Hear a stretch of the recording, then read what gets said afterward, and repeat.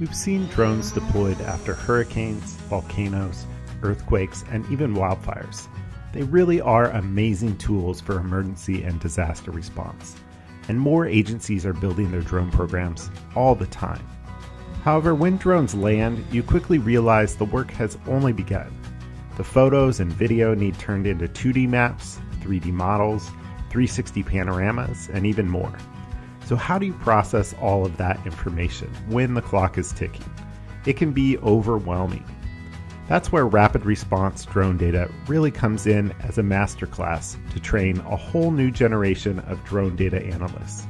This class will teach you to plan, capture, process, and deliver to stakeholders, and to do it quickly.